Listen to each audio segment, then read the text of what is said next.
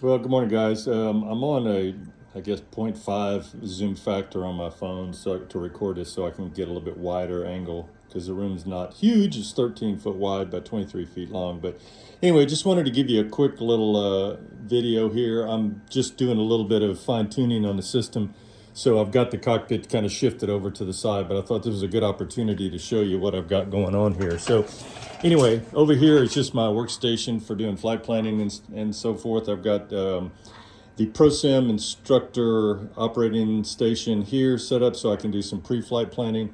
My good friend Tim set me up on this, so I've got TeamViewer on this machine here, so I can connect to the Sim PC and start Microsoft and get all that stuff running without having to, deal with the menu system around this cockpit.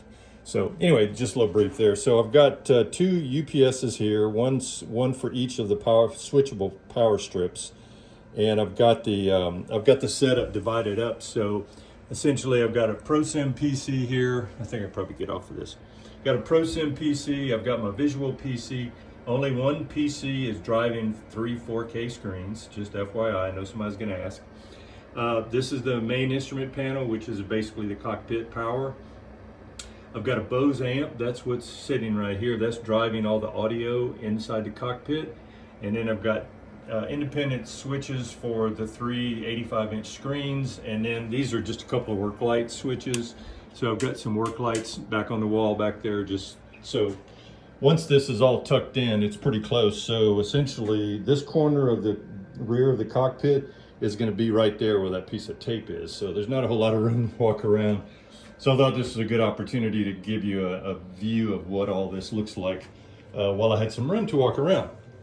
So anyway, turning around, there's the back of the rack. It's on wheels, and you can see the back of the Bose power amp there. This is all of the audio cabling that drives, and it's all in this umbilical that goes around here and then comes up and plugs into the back of the MIP here. So you can see, oops, losing focus there. You can see subwoofer, speakers front left, speakers overhead left and right, and then the speakers in the side, and then the subwoofer. And the subwoofer does a heck of a job. And there's my good buddy Captain Tango, put his sticker on there. But you can see, I mean, they did a fantastic job with all the wiring. I mean, everything is professionally labeled. It's just really well done. Inside, there's one of the speakers that's in the MIP. There's one of the NUCs that's driving the the captain side of the system, and all the details inside of there. Inside of here, there's another NUC that's back in there. I don't know if you can see it from this angle. I don't want to pull all this stuff out real hard, but you can see how everything is very well done, very professional. So I couldn't be happier with that. And then, of course, this is the FO side. And there's the NUC for the FO side, and then the USB panel and circuit boards and so forth. So everything is very well done. I've got to redo these. These need to be below and pivoted at an angle. This one's kind of more sitting at the proper angle, but so I put some tape here just to hold it so it doesn't go falling off. But anyway, so yeah, everything, this cover just covers the rudder. You can see where I've got mine adjusted out a little bit so you can adjust the depth of the rudder pedals, how far they come out in your seated position. So all of the Ethernet cables that connect everything is running up in here. I've got a little 5-port unmanned switch there that just kind of distributes everything out. I ran all the power cables along the walls. This is the other part of the other umbilical that drives the PC. So I've got the PC connected to the MIP, and that comes through here, along with those two USB cables. And these two USBs are plugged into the PC.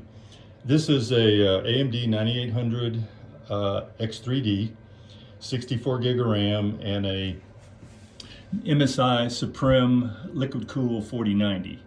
And that's it. That's all that's driving this thing. So it's pretty impressive. This little port on the side, and I'll show you on the captain side, that's to put a fan in, and I'll show you how that works. And then I've got access to the FO side tiller here, which is pretty nice. But everything's on giant casters, so I mean, it moves around. You can see these giant casters, so it moves around very nice on the floor. So on this side, I just put this temporary. I know it looks kind of hokey, but you're not going to see it once the cockpit is in position. But that's just a vent that's inside here, right there. And I can pull this floor switch here and the fan kicks on.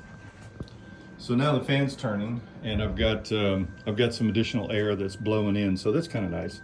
But I tell you what, with this glass in here, it was hot standing out next to those screens when I was showing you the front of the MIP, but inside of here you don't really notice it at all. So fortunately I've got air conditioning in this room, so that will help keep things nice and stable. And if you're wondering what this smiley face is here, that was Captain Tango that stuck that on there, that little rascal.